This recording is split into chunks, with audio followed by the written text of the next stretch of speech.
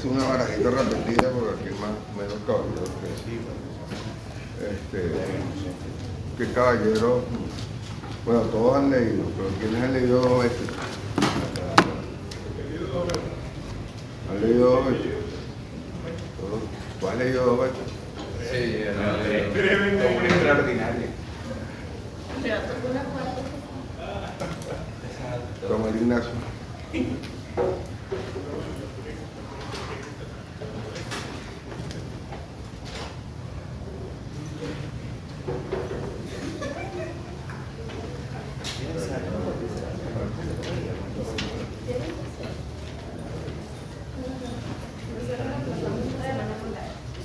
Uno 167, ¿no? Sí. El 166 lo expliqué y todo.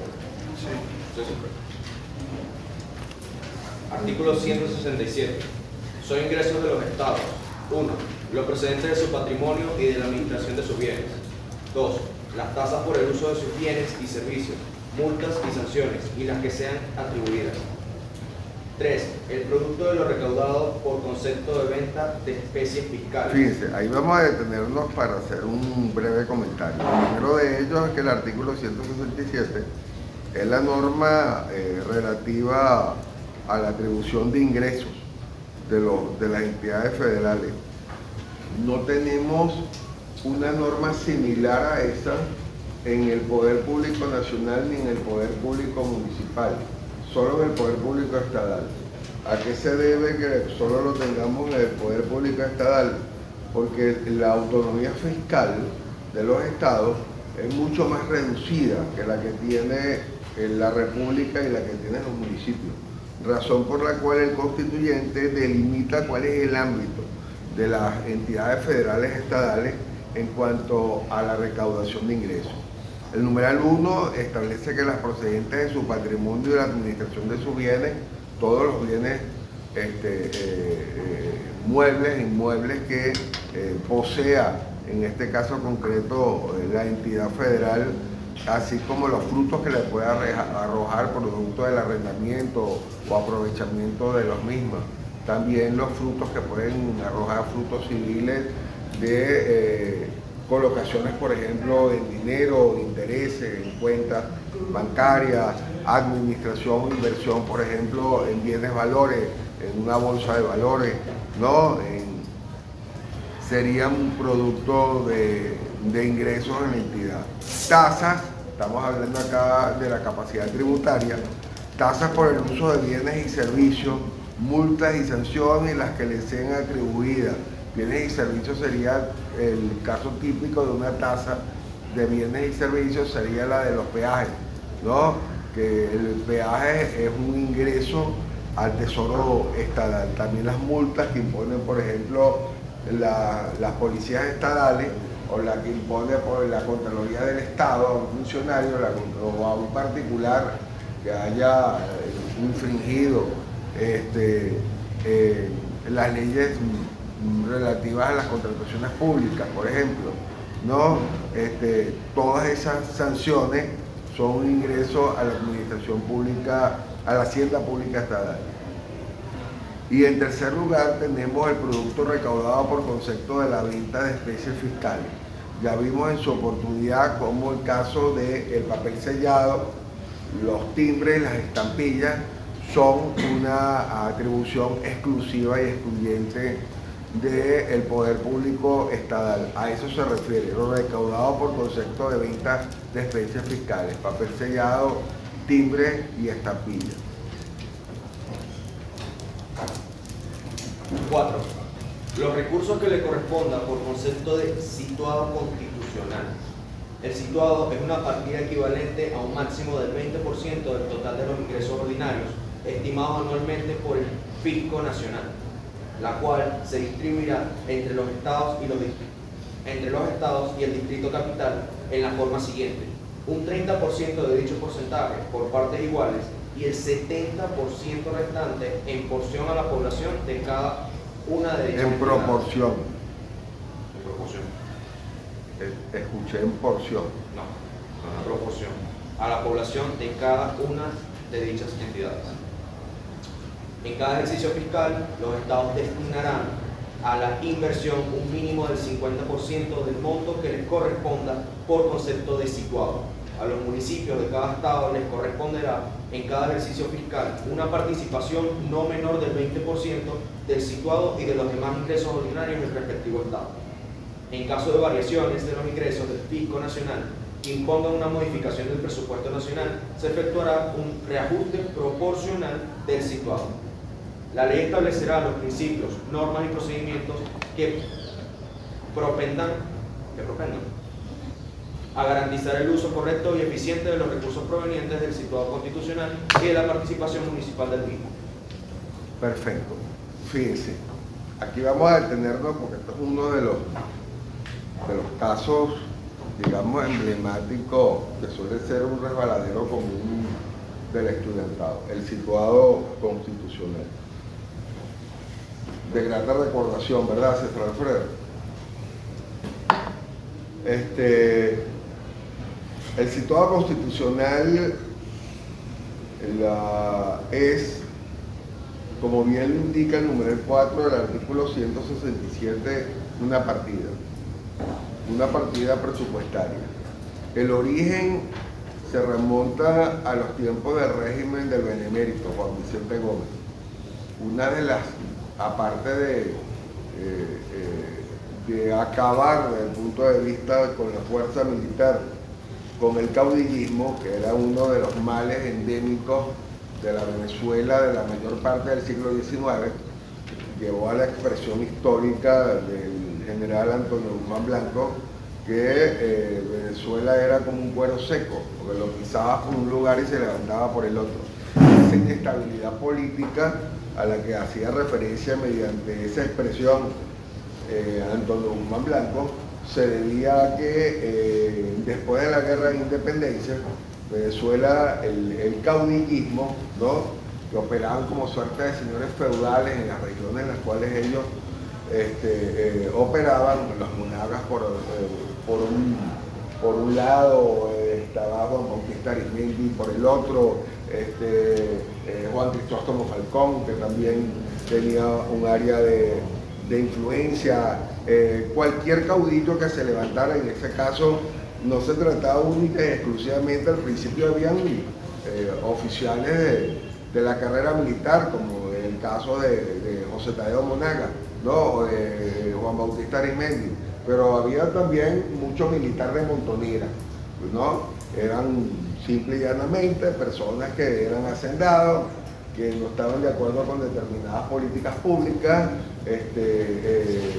lograban juntar a un grupo, amontonar, al bien del término de montonera, a un grupo de personas en torno a un ideal que ellos lideraban, se autoproclamaban coroneles o generales del ejército que ellos habían conformado ad hoc para el caso, y bueno, de ahí comenzaba la sublevación. En algunos casos nada más tenía como finalidad que les permitieran una autonomía muy amplia, muy laxa en la región en la cual actuaba. En otros casos buscaban marchar hasta la ciudad de Caracas y tomar el poder de la federación. Lo cierto es que incluso con los inmensos poderes que tuvo Antonio Guzmán Blanco, el caso de sus sucesores, no pudieron acabar con el mal endémico del caudillismo. Incluso Cipriano Castro tuvo que lidiar con ello, y ni hablar del caso de Joaquín Crespo, que además terminó asesinado en la Mata Carmelera, ¿no?, en el estado Cojedes. Lo cierto es que quien viene a acabar realmente con el caudillismo, con lo que quedaba de la reminiscencia del caudillismo, es el general Juan Vicente Gómez, quien venía de ser un hombre, primero fue un hacendado exitoso, muy próspero, fundamentalmente cafetalero, que era la industria principal en Venezuela. La mayoría de los ingresos nuestros venían producto de la explotación del café y el cacao. Éramos grandes exportadores de café y cacao, de eso vivía la Venezuela prepetrolera, ¿no? Y se embarca ya cuando es un hombre para la época, incluso de edad entre comillas avanzada, ya tenía 40 años de edad, cuando se embarca con su padre Cipriano Castro en la empresa de tomar el poder en Venezuela bajo la bandera de la Revolución Liberal Restauradora. Efectivamente fue una campaña exitosa. Llegan a Caracas en el año de 1899, acaban con lo que había, ¿no?, de los sucesores de Antonio Guzmán Blanco, y comienza a gobernar Cipriano Castro como presidente de los Estados Unidos de Venezuela, y como primer vicepresidente tenía a su compadre y leal amigo, además de esos financista, quien financió todo eso fue la fortuna personal de Juan Vicente Gómez, porque el acto de Gómez, o los actos de Gómez, no solamente estaban ubicados en el estado Táchira, sino que algunos tenían dimensiones que pasaban la frontera, o sea, parte del acto daban lo que hoy es la República de Colombia. Eran actos con terrenos binacionales, tenían terrenos y todos conformaban una misma hacienda, ¿no? Cipriano gobierna Venezuela en un momento de crisis, hasta le toca enfrentar un bloqueo internacional por parte del Imperio Alemán, en esta época ya la República Francesa, estaba también ahí el Imperio Británico, por una deuda que tenía Venezuela, sobre la cual era insolvente. Y gobierna hasta el año de 1908. En 1908 lo aqueja una enfermedad, un cáncer prostático que le están diagnosticando, que para la época era tratado única y exclusivamente, los mayores avances estaban en Alemania, y decide irse para Alemania. Deja como encargado al primer vicepresidente, que al mismo tiempo era gobernador del gran estado de los Andes, a Juan Vicente Gómez, y todavía no había pasado el mar territorial cuando Juan Vicente Gómez ya le había dado un golpe de estado, ¿no?, y se había apoderado del gobierno. Permaneció un control férreo del gobierno durante 27 años consecutivos, ¿no?, desde 1908 hasta 1935, cuando fallece y muere en el ejercicio del poder.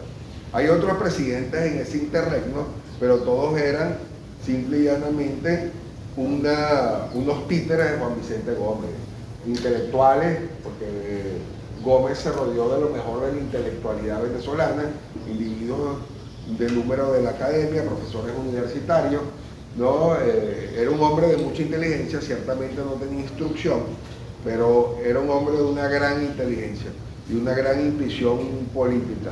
Y uno de los grandes avances o de los grandes méritos de Gómez, que conociendo sus propias limitaciones, y ahí radica parte de su gran inteligencia y el éxito de haber permanecido 27 años ininterrumpido en el ejercicio del poder, se rodeaba de lo mejor que había para ser asesorado. Él tomaba la última decisión, pero él no opinaba sobre nada, él dejaba que lo asesorara. Él preguntaba a los que consideraba que eran los expertos en la materia. Todos los ministros, los gabinetes más ilustrados que ha tenido Venezuela, los tuvo con José Antonio Páez y con Juan Vicente Gómez, que sin ningún tipo de complejo, como eran personas que sabían que no tenían instrucción, se rodeaban de lo mejor de la élite, de la intelectualidad que había en el país en sus respectivos momentos, los nombraban, se asesoraban, les preguntaban sobre distintos, incluso preguntaban en distintos puntos de vista a distintos expertos sobre la materia, y lo que al final él le convencía, que le parecía que era de sentido común, era la decisión que él tomaba. Él tomaba la decisión, pero él primero se hacía asesorar por quienes sabían sobre el área. Entonces, hubo varios presidentes allí, Gilfortul, por ejemplo, ¿no? Victorino Márquez Bustillo también fue presidente de la República, estando en el poder Juan Vicente Gómez. Entonces lo que había era una reforma constitucional, que cuando Gómez era presidente al mismo tiempo era comandante general del ejército. que era como se le denominaba antiguamente. Y cuando Gómez dejaba la presidencia, se reformaba la Constitución para que el presidente era un presidente únicamente civil, el comandante del ejército era él. Entonces, él siempre tuvo, y lo que sí tuvo él ininterrumpidamente fue la comandancia general del ejército.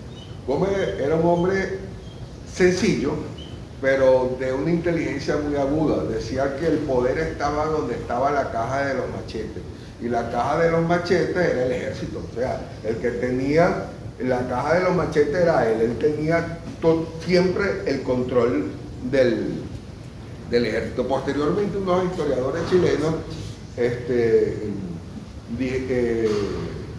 hace aproximadamente 5 o 10 años dijeron que Augusto Pinochet, cuando tuvo que resignarse a dejar el poder en el año de 1989, se inspiró en biografías de Juan Vicente Gómez para hacer algo similar.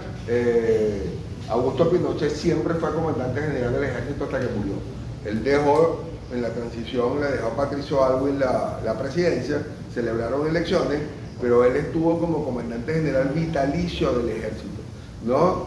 Y cuando murió, efectivamente le hicieron funerales de Estado, cuando estaba allí. Y eso fue lo que hizo que no pudiesen, a pesar de las pretensiones del juez español e izquierdista, Baltasar Garzón, que dictó desde la Audiencia Nacional en esa época un auto de detención cuando él se encontraba en Londres, hizo que imposible que pudiese apresarlo, porque Baltasar Garzón había dictado un auto de detención por violaciones a derechos humanos a ciudadanos españoles bajo la dictadura pinochetista, que duró 17 años. Volviendo a lo nuestro, Gómez no solamente venció desde el punto de vista militar, como el caso de Funes, que lo exterminó de forma completa, sino que también entendía que la mejor forma de resolver el asunto era también dándole dinero, que cuando era dinero, les daba dinero, aplacaba a esos caudillos regionales. Entonces los tenía por un lado con la fuerza militar aplacada, porque sabían lo que se iban a enfrentar si se sublevaban contra Gómez, pero por otro lado les daba dinero. ¿Y cuál fue la vía institucional para el dinero? Cuando al principio los tenía como presidentes de Estado, el situado constitucional. El situado constitucional era el mecanismo por el cual encontraba de que esos caudillos que tenían, él nombraba en el poder, en el ejercicio del poder político, como presidentes de Estado, que era lo que antiguamente se denominaban los gobernadores de las entidades federales. Entonces los presidentes de Estado recibían ese dinero por la vía del situado constitucional. Entonces no había razones para sublevarse, porque además Gómez tampoco les pedía rendición de cuentas que hacían con relación a ello, de una forma de tener centralizado el poder. De ahí en adelante, todas las constituciones han permanecido el situado, ya no con la misma finalidad de Gómez, sino con la finalidad de permitir el desarrollo de cada entidad federal, ¿no? Y la Constitución del 99 no escapa de ello. Define al situado constitucional como una partida, fíjense los recursos que corresponden por concepto de situado constitucional, y acto seguido procede a la definición del situado, ¿no? El situado constitucional es una partida equivalente a un máximo del 20% del total de los ingresos ordinarios estimados anualmente por el Fisco Nacional. Hasta ahí la definición del situado. El concepto, si yo le pregunto, de situado va desde el situado es una partida hasta Fisco Nacional. Ahí lo pueden resaltar. Ese es el concepto de situado. Si yo le pregunto el día del examen por la definición, la acepción normativa jurídico-constitucional de situado, la encuentran aquí. Ahora, hay que decir también, Samuel Ignacio, hoy todos son Samuel Ignacio en segunda oportunidad, porque es la segunda vez que le corresponde a Samuel Ignacio ejercer la relatoría, ¿no? Que como toda definición, En el ámbito del derecho, usted sabe muy bien, no solamente se lo he dicho yo, deben habérselo dicho varios de sus profesores en las distintas materias o asignaturas que se encuentran cursando, que las definiciones legales no suelen ser recomendadas, las definiciones jurídicas, ya sea legal o sea constitucional. ¿Por qué? Porque normalmente se corre el riesgo que la definición es más lo que queda afuera que lo que queda dentro del concepto que se pretende definir o delimitar. En el caso del situado constitucional, no escapa de ello. ¿Por qué no escapa de ello, señorita? Porque aquí tenemos un problema, un defecto en el concepto de situado. Y es que establece cuál es el máximo, pero no establece el mínimo. Entonces, el constituyente, erróneamente, el mínimo, de aquí, del numeral 4, no lo sabemos. Para conocerlo, tenemos que abordar otra disposición que no tiene nada que ver con el situado, lo cual es una locura, que es el numeral subsiguiente. El numeral subsiguiente, que es el numeral 5, trata sobre demás tributos que le corresponden como ingresos a los estados, impuestos, tasas y contribuciones especiales. Y cuando está desarrollando lo relativo a esos tributos y al Fondo de Compensación Interterritorial, súbitamente, porque ni siquiera es con un punto y aparte, es un punto de aparte desde el punto de vista de la ortografía y de las reglas del castellano, significa el inicio, la conclusión de una idea y el inicio de una nueva idea. No, aquí es con un punto y seguido, que pareciera una pausa que va a continuar una misma idea, pero no es la misma idea. Es una idea distinta porque lo que hace es referirse al mínimo del situado. Ciudadano relator, sírvase leer en alta, clara e inteligible voz el numeral 5 y comento. Numeral 5. Los demás impuestos, tasas y contribuciones especiales que se les asigne por ley nacional, con el fin de promover el desarrollo de las haciendas públicas estadales. Las leyes que creen o transfieren ramos tributarios a favor de los estados podrán compensar dichas asignaciones con modificaciones de los ramos de ingresos señalados en este artículo, a fin de preservar la equidad interterritorial. La equidad interterritorial. Y fíjense, ahora viene un punto y seguido, una locura, porque está hablando aquí de los ramos tributarios propios de la equidad interterritorial. Entonces, en ese punto y seguido, para nuestra estupefacción, asombro y anonadamiento, para nuestra perplejidad y quedar realmente zurumbáticos, según la Real Academia Española de la Lengua Castellana, decide referirse al situado. El porcentaje del ingreso nacional ordinario estimado que se destine al situado constitucional no será menor al 15% del ingreso ordinario estimado, para lo cual se tendrá en cuenta la situación y sostenibilidad financiera de la Hacienda Pública Nacional, sin menoscabo de la capacidad de las administraciones estadales para atender adecuadamente los servicios de su competencia. Es como si ahorita yo les estoy hablando del situado constitucional, hago una pausa y comienzo a hablar sobre el Ávila o el Jardín Botánico. Entonces lo primero que usted piensa racionalmente, caramba, el profesor Ferrer tuvo un ataque de esquizofrenia. El tipo no sabía más esquizofrénico y a lo mejor esta mañana no se tomó el litio que tenía que tomarse. Entonces está alucinando acá, porque comienza hablando del situado y ahora nos habla de la belleza, la frondosidad y el fin ecológico del jardín botánico, como pulmón vegetal de la ciudad de Caracas.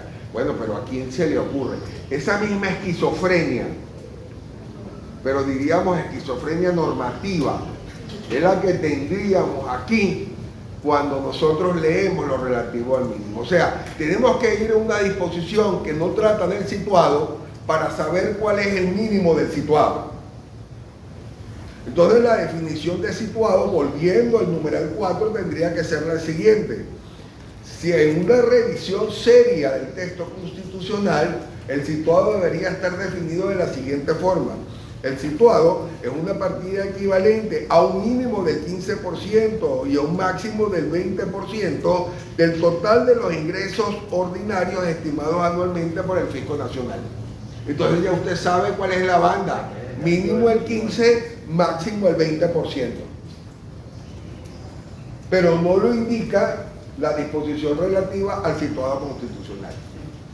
Es que esquizofrenia normativa bolivariana, ¿no? Entonces, tenemos acá que a pesar de ello, bueno, continuamos. Viene ahora la distribución. Y aquí es cuando viene el asunto que nos ocupa. El situado constitucional y la distribución. Como es una partida presupuestaria, es una partida presupuestaria equivalente a un rango de 15 mínimo por ciento, máximo 20% de los ingresos ordinarios estimados anualmente por el Fisco Nacional. Nosotros vamos a hacer un ejercicio con relación al situado constitucional. Supongamos ejercicio presupuestario 2026, que es opaco, porque ahora uno nunca sabe efectivamente cuál es el estimado realmente de la ley de presupuesto general de ingresos y gastos públicos de la nación. La opacidad es la regla en la revolución, ¿no? Entonces, supongamos que para el ejercicio presupuestario 2026 se acordó en el último trimestre del 2025 del año pasado la cantidad de 100.000 millones de bolívares.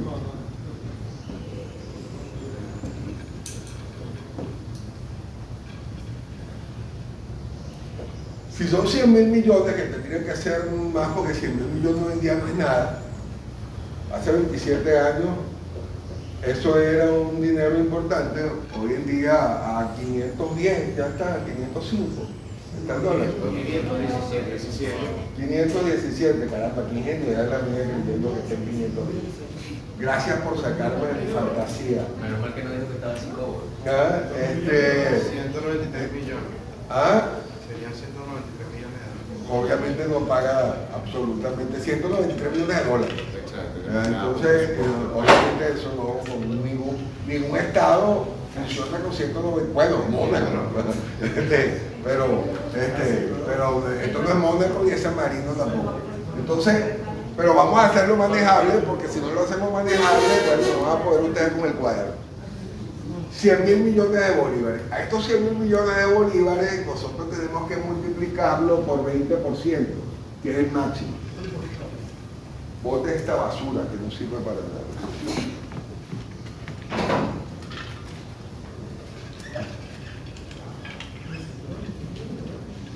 Eso no daría 20.000 millones de bolívares.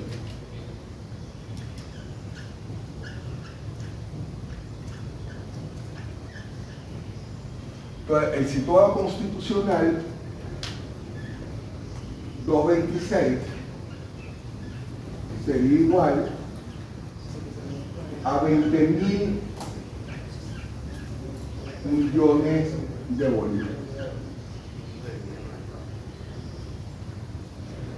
Ahora, esos 20.000 millones tienen que distribuirlos, que es lo que establece realmente, porque es una partida dentro de la ley de presupuesto general de ingresos y gastos públicos de la nación que va dirigida a los estados y a los municipios. Hay 5 criterios de distribución. Primera distribución: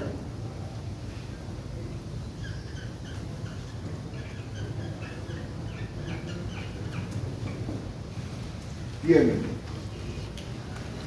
1.1.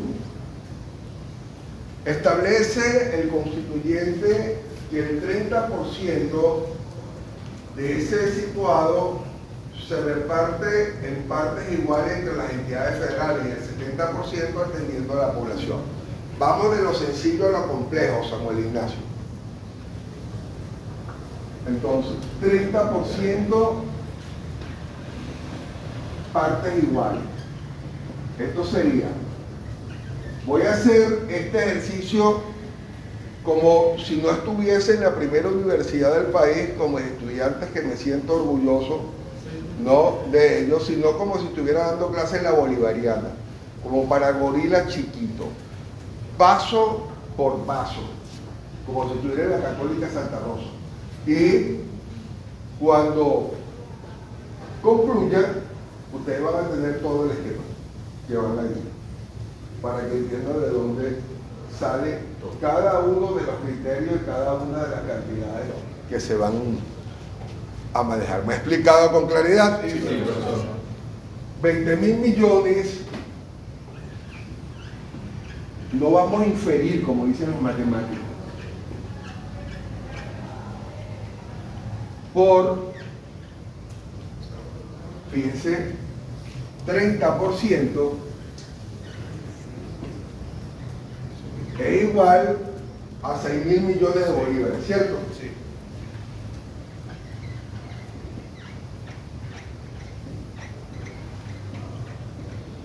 Y estos 6.000 millones de bolívares, usted lo va a dividir entre 24, que son las 24 entidades federales. Da 250 millones. Eso le da 250 millones. 250 millones para cada entidad federal. Cada entidad federal, solo por el hecho de serla, entonces recibiría por concepto de situado 250 millones independientemente de su magnitud geográfica o demográfica. O sea, no importa la extensión territorial, no importa tampoco la población, solo por el hecho de ser entidad federal le corresponde 250 millones. Necesito que escojan un estado y un municipio. No puede ser el municipio distinto al estado. Anzuategui Simón Rodríguez. ¿Ah? Anzuategui Simón Rodríguez. Anzuategui Simón Rodríguez. Ay, me abrió el hueco grosso. ¿Qué pasó? Sí, se ve bien. Sí. Vamos a darle. Nada. Anzuategui Simón. Casi, profe, casi. Lo pensó. Usted quería Guárico. Lo pensé solo. Rocio, San Porque Juan la York. cantidad iba a ser tan miserable para que viera su expresión tan pequeña y relevante dentro del territorio nacional. San Pero Juan bueno. York. Ajá. Municipio Rocio. Juan Germán. Tienen que ir buscando, población de Venezuela, año 226, población del estado Anzoátegui, año 226, población del municipio Simón Rodríguez, año 2026. Tienen que también buscar extensión territorial del estado Anzoátegui, cuántos kilómetros cuadrados tiene, y extensión territorial del municipio Simón Rodríguez, cuántos kilómetros cuadrados tiene. ¿Ok? 1.2, 70% atendiendo a la población, que es la demografía. Entonces tenemos aquí, como lo estamos haciendo para Corrientes chiquito, 20.000 millones por 70% es igual a 14.000 millones, ¿cierto? 14.000 millones de bolívares. Ahora, esos 14.000 millones de bolívares, usted lo va a multiplicar por el porcentaje de la población de Venezuela que habita en el estado de Anzoátegui. Para eso tiene que hacer una regla de 3. ¿Cuál es, según el INE, la población de Venezuela? 28.6. ¿Ah? 28.6 millones. 28.6, no queremos 32. 34 millones, Su Instituto Nacional de Estadística debe ser apátrida, porque ellos sostienen que estamos por encima de los 30 millones porque aquí nadie ha emigrado, todo el mundo está aquí. Más bien la gente se mata por venir para Venezuela. Que sí es verdad que gente está volviendo, yo lo reconozco, pero siguen estando 9 millones ahí. ¿Ah? Tiene que ver la página del INE. ¿El INE? La página arriba. Esperé que la agarremos ahorita. ¿Cuánto le da por fin? 28 millones, 28 mil, caramba. 28 millones 663 mil. 711. Yo creo que eso está mal. Deberían revisarlo porque estoy seguro que el INE dice que estamos en 31 o 32 millones. No, sí, dice 28.5. Ok. Ustedes por fin están reconociendo los 9 millones que hay afuera. Entonces, 28 millones de habitantes. A población del estado de Anzoátegui, año 2026, 1.5 millones, o sea, 1.500.000. Exacto. No puede ser. No puede ser, no ser una forma. Pero 1.500.000 no puede ser exacto. Tiene que ser 1.500.000 algo. Profe, pero Ajá. en el INE dice 34.090.000. Esa es la información de ellos.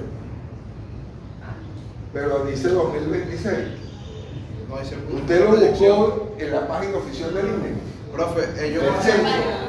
ellos tienen una proyección según el censo de 2011.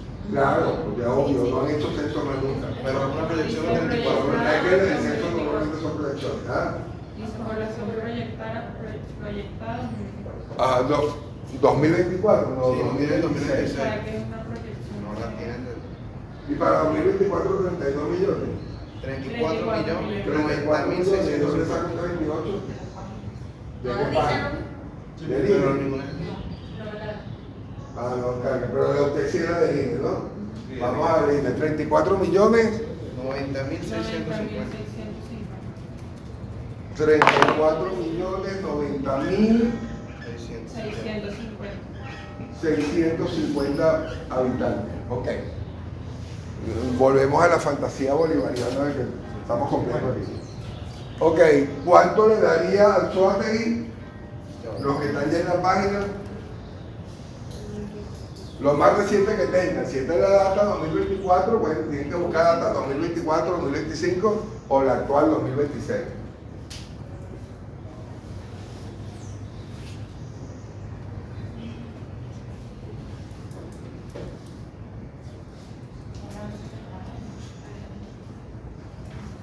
Samuel Ignacio dice que 1.500.000, pero no puede ser 1.500.000. No, ya encontré la información. Ah, 1.890.000.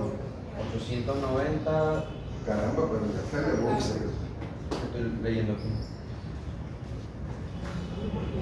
No, ya. Aquí está. Como Samuel de los Morros, Un ¿usted millón. cree que el Londres es Puerto La Cruz? Ah, Tigre. el Tigre, cree que es Londres. 1.566.000. 1.566.938 938. habitantes. Esto es Anzoátegui. Sí. Anzoátegui. Ok. Necesito que hagan una regla de 3. Vienen del bachillerato, saben hacer una regla de 3. Si 34.090.650 es el 100%, ¿cuál es el porcentaje de la población de Venezuela que habita en el estado de Anzoátegui, siendo 1.566.938? Despejen. Buena pregunta. Es una regla de 3. Lo pueden haber grabado de bachiller y no supieron hacer regla de 3. ¿Cómo que no? Tiene que ser el porcentaje, o sea, ¿cuánto es el porcentaje de...? 34 millones es el 100%. ¿Cuánto es el porcentaje? El 100% son 34 millones. Ah, ok. 90.600. ¿Cuánto es el porcentaje de...? 4.6. ¿Ah? 4.6%. 4,6%. 6%. Ese es el porcentaje del estado Anzoátegui que habita, no hiciste la regla de 3, la buscaste en la página. 4,6% es el porcentaje de la población de Anzoátegui que habita la República. Entonces vamos a multiplicar 14.000 millones de bolívares por 4.6%. ¿Cuánto le da eso?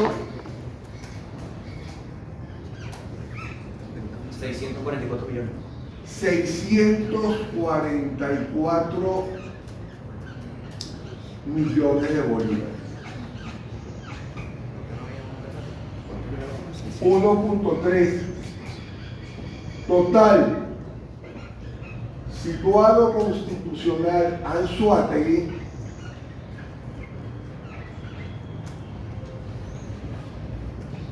sería igual a sumar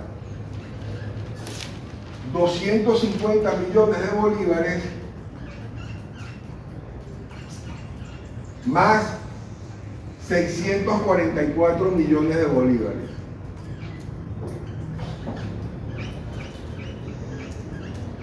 ¿Cuánto da eso? 894 millones. ¿Ah? 894 millones. 894 millones De bolívares. justo. Sí. Ok. Más, ¿no?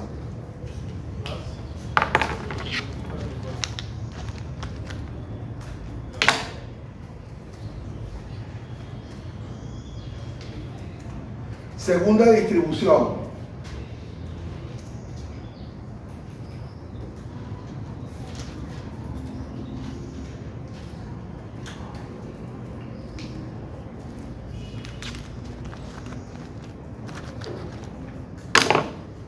Esta es la primera distribución.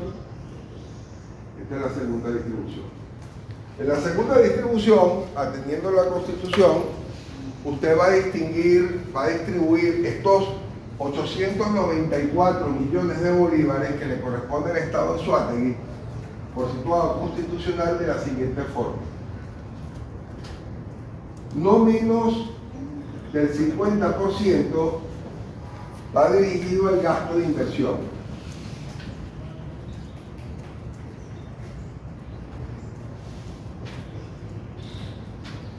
¿Estás viviendo un déjà vu, César Alfredo? Un déjà vu. Estás reviviendo nuevamente tu clase de pregrado aquí en estudios internacionales. Luego, no menos del 20% va dirigido a los municipios.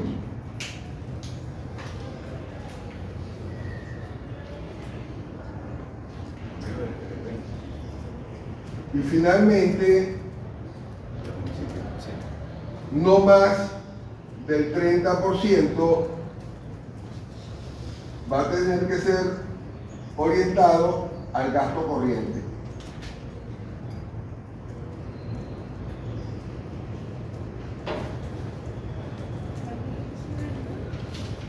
¿Qué es el gasto de inversión? Desde el punto de vista económico, que es lo que nos interesa a los fines presupuestarios, según lo definen nuestros vecinos abajo de los pisos 2 y 3, que es la escuela de economía, definen, ¿no? Si usted le preguntara, por ejemplo, al novio de Ana Cristina, ¿no? Le diría que el gasto de inversión hay dos formas de entenderlo. El primer gasto de inversión es el gasto de inversión clásico, el tradicional, que está dirigido simple y llanamente a la realización o conservación de obras públicas. Todo lo que tenga que ver con construcción o mejoramiento de grandes obras públicas, autopistas, carreteras, bibliotecas públicas, universidades, ciudades universitarias, aldeas universitarias, núcleos universitarios, hospitales, ciudades hospitalarias, todo lo que va referido, por ejemplo, a escuelas, liceos, ¿no? Todo eso se considera gasto de inversión. Plazas, parques para la recreación de las personas, ¿no? Construcción de vivienda de interés social, todo eso es gasto de inversión. ¿Por qué? Porque el Estado no tiene, nunca va a tener, ni le interesa tampoco como a los particulares, no la ganancia. Eso no le interesa. Lo que los marxistas llaman plusvalía, el valor agregado.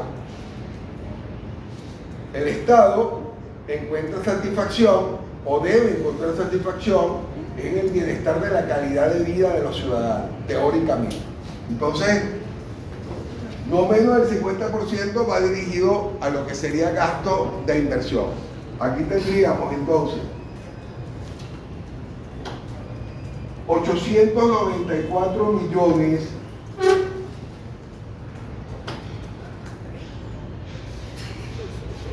por 50%, que es igual a si lo divide entre 2,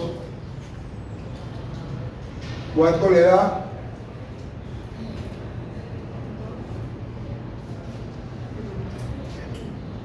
Si lo divide entre 2, 447 millones. 447 millones de bolívares.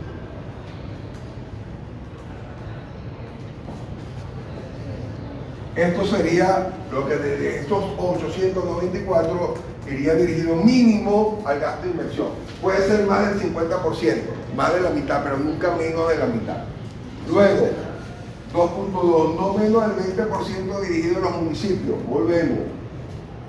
894 millones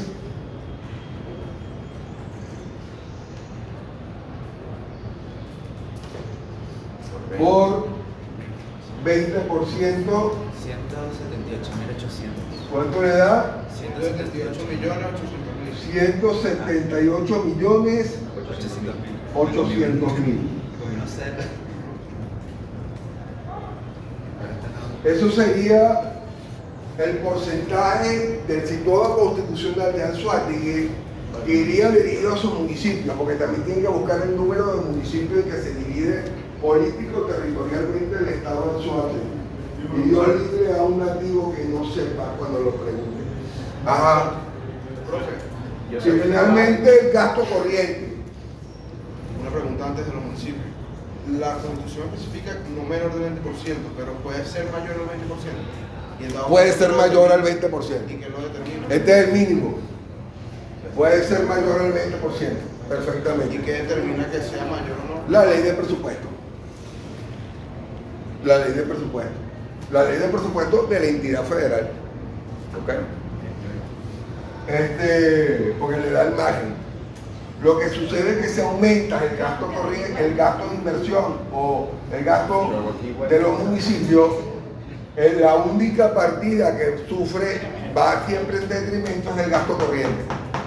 Porque el gasto corriente no tiene un mínimo, tiene un máximo. Mientras más aumente el gasto de inversión porcentualmente o la asignación de los municipios, impacta sobre el gasto corriente. Porque el gasto corriente, ese es el máximo. Puede ser menos. En cambio aquí es el mínimo. Puede ser más. Puede ser más, pero nunca menos. ¿Qué es gasto corriente? ¿Por qué va en detrimento el aumento de ellos del gasto corriente? Porque el gasto corriente para el contribuyente es irrelevante, porque es el gasto que no tiene rédito. No hay lo que llaman los economistas tasa interna de retorno, Ana Cristina, para que aprendas el lenguaje económico y te entiendas mejor, ¿no? La tasa interna de retorno. Entonces, ¿por qué no hay tasa interna de retorno? Porque es algo que no genera ningún tipo de valor agregado. ¿Qué es gasto corriente? Todo lo que paga el Estado venezolano, lo que destina al pago, por ejemplo, del servicio eléctrico, de electricidad, telefonía, tanto fija como celular. Cada ministro tiene un celular y cada asistente de un ministro tiene un celular, y todo eso va por cuenta del ministerio. Cada director general o director de línea le asigna un celular.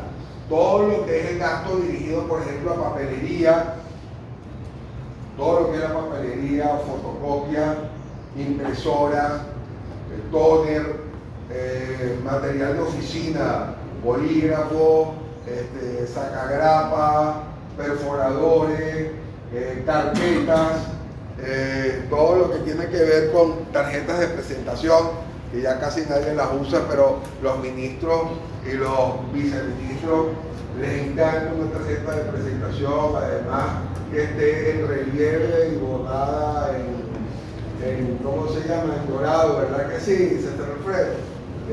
Todavía las tienen, sí, ¿verdad? Solamente para presumir, para el postureo. Pero, entonces, todo lo que tiene que ver con el gasto dirigido, por ejemplo, a festejos.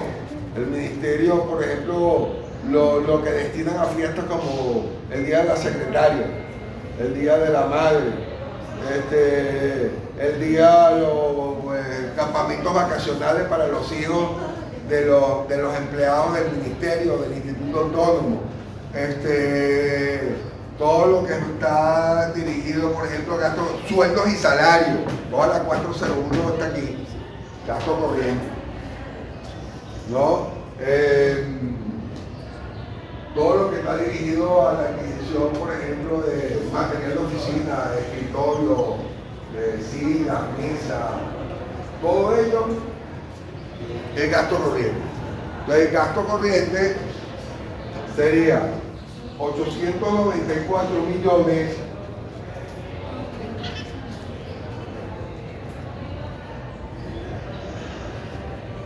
por 30%, que es el máximo.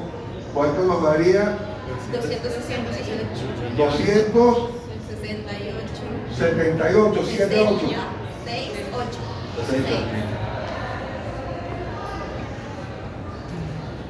824 millones por 30%. 268 millones. 200 mil. Esa sería la segunda forma de distribuir. Tercera distribución.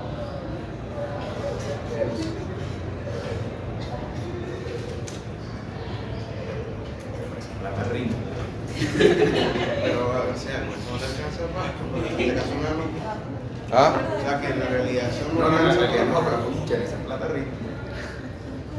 Que no alcanza. No, porque en la realidad con eso no construye todo. Obvio, pues, O sea, obvio. No, bueno, acá el presupuesto es mucho mayor.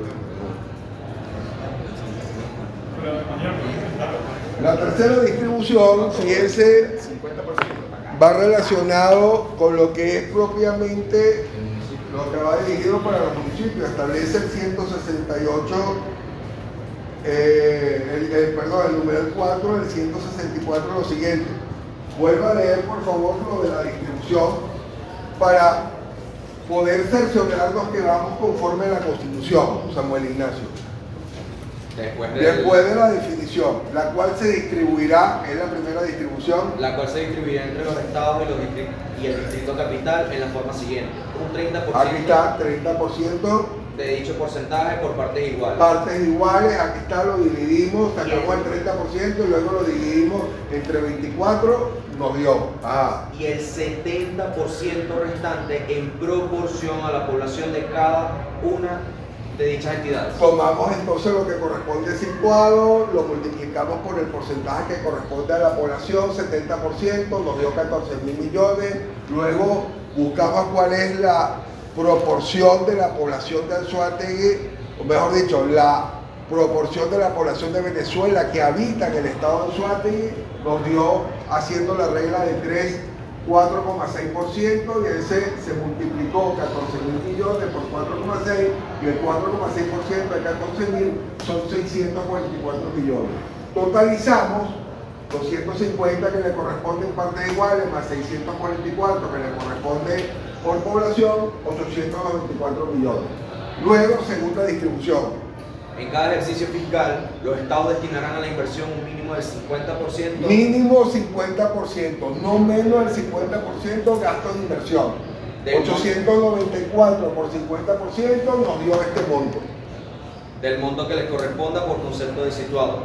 A los municipios de cada estado les corresponderá en cada ejercicio fiscal una participación no menor del 20%. No menos del 20% de los municipios. Tomamos el situado de Anzoátegui y lo multiplicamos por el porcentaje mínimo, que es el 20%, y nos dio esta suma. no menos del 20% del situado y de los demás ingresos ordinarios del respectivo estado. En caso de variaciones del ingreso del fisco nacional que imponga una modificación del presupuesto nacional, se efectuará un reajuste proporcional del situado. La ley establecerá los principios, normas y procedimientos que propendan a garantizar el uso correcto y eficiente de los recursos provenientes del situado constitucional y de la participación municipal en el mismo. Fíjense la parte ahora en la que estamos. A los municipios de cada estado les corresponderá, vamos al situado municipal, en cada ejercicio fiscal una participación no menor del 20% del situado y los demás ingresos ordinarios del respectivo estado. Entonces tenemos 3.1.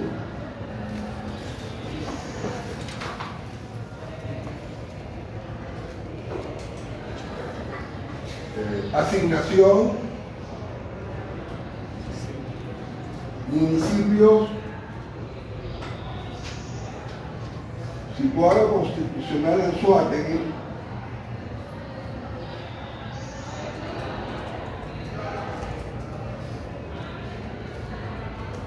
ya lo tenemos aquí, serían 178.800.000. Pero nos falta el otro, el 20% de la entidad federal, del presupuesto de la entidad federal. Supongamos que la Ley de Presupuesto General de Ingreso y Gasto Público del Estado de Anzoátegui, aprobada por el Consejo Legislativo del Estado para el 2026, decidió aprobarle un presupuesto de 10.000 millones de bolívares. Estamos hablando que sería el 10% de la asignación que le hizo la Asamblea de la República. El 20% de estos 10.000 millones serían 2.000 millones de bolívares.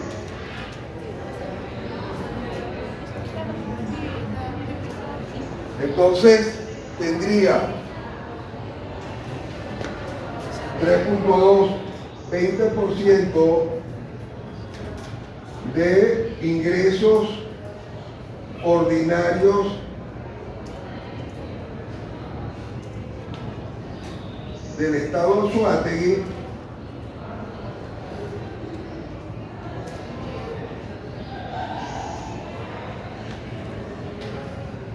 serían 2.000 millones de bolívares.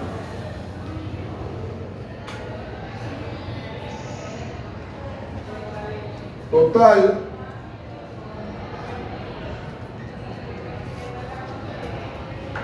situado municipal Anzoátegui,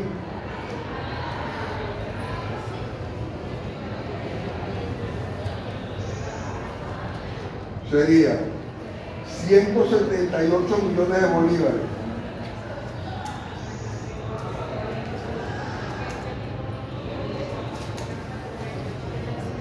Más 2.000 millones de bolívares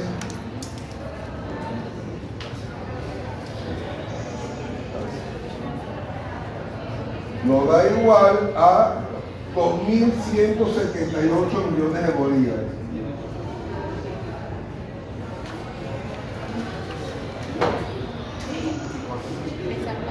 ¿Vamos bien? Ahora tenemos que ir a la ley orgánica del Poder Municipal. ¿Quién tiene la ley orgánica del Poder Municipal?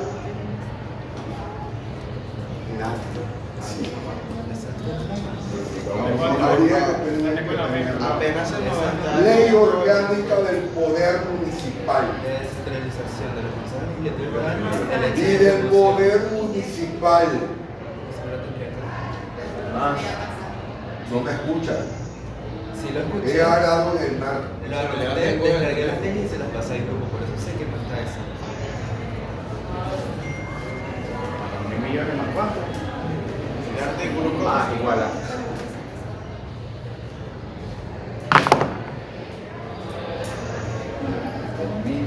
Creo que es 140 y algo.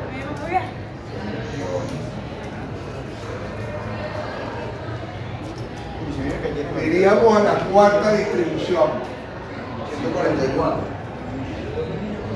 ¿Ah? 144. Sí, yo no recuerdo que no es 141. Sería 41. O 141. Sí, sí. Aquí está, habla de eso todo. Ajá. José. Cuarta distribución. Ojalá me permitieran hablar de esa manera. Ojalá. Nosotros tenemos fecha del examen. No. No. No. Primero es usado. Segundo, Cuarta distribución. porque se hizo la El elección. artículo 141 constitucional establece, de la Ley Orgánica del Poder Municipal, establece la distribución. Son 3 criterios de distribución. Esos 3 criterios son los siguientes: 50% atendiendo a la población del municipio, 45% atendiendo a lo correspondiente en partes iguales entre el número de municipios, y finalmente 5% atendiendo a la extensión territorial del municipio. Y eso sin verlo, ¿no? Entonces, la cuarta distribución, nosotros vamos a... Sí, claro que sí, 45% de partes iguales, 50% de la población, 5% de la extensión territorial.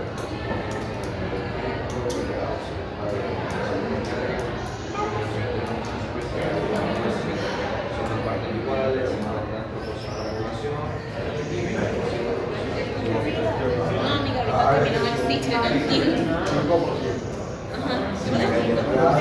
Ahorita, sí. No voy a matarme con el tema nacional público. Amiga, te juro. No tienen cambiado.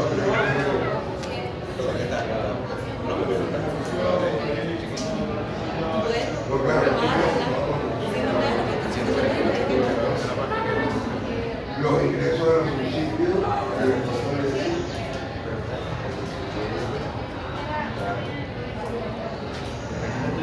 Yo no nací para eso.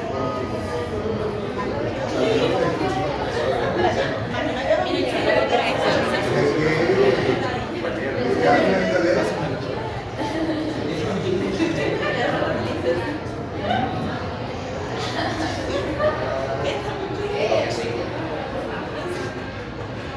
No, pero hay una modificación posterior.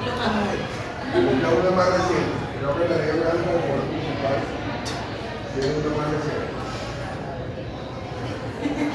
Búscalo ahí por el ahí en la ley. 50% población, 45% de iguales, 5% Ah, Blaimar de Los Ángeles. Blaimar tiene una pregunta. 2.000, el total que le corresponde hasta ahora a ¿cómo se llama? Para ir a los municipios es 2.178 millones de bolívares.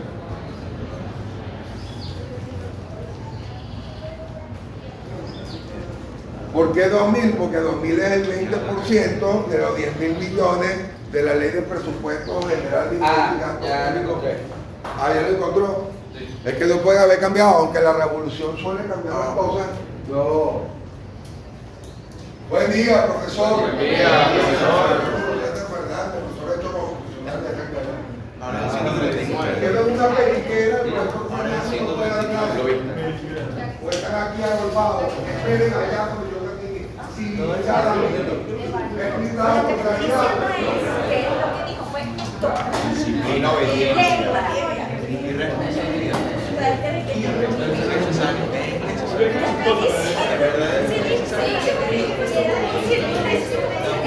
Mira, te voy a ser sincera. No, lo demás sí lo tengo que dar.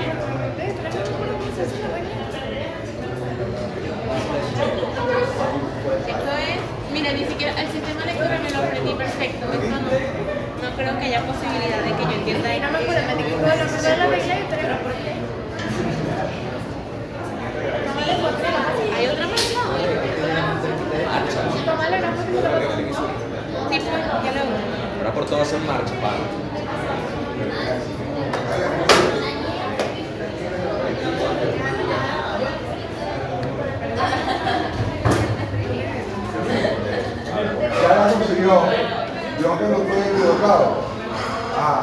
4.1.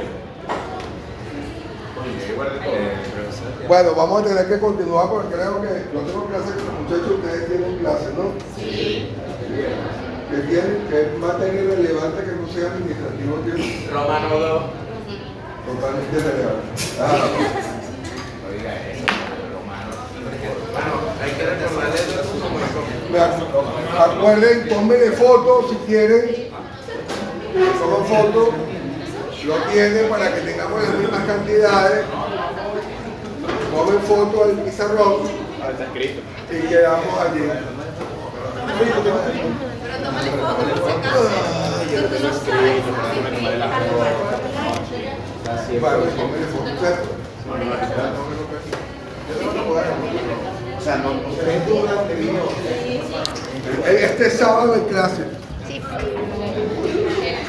Gracias por la moderación. Yo me quería. Desde las 7 de la mañana. ¿De la qué?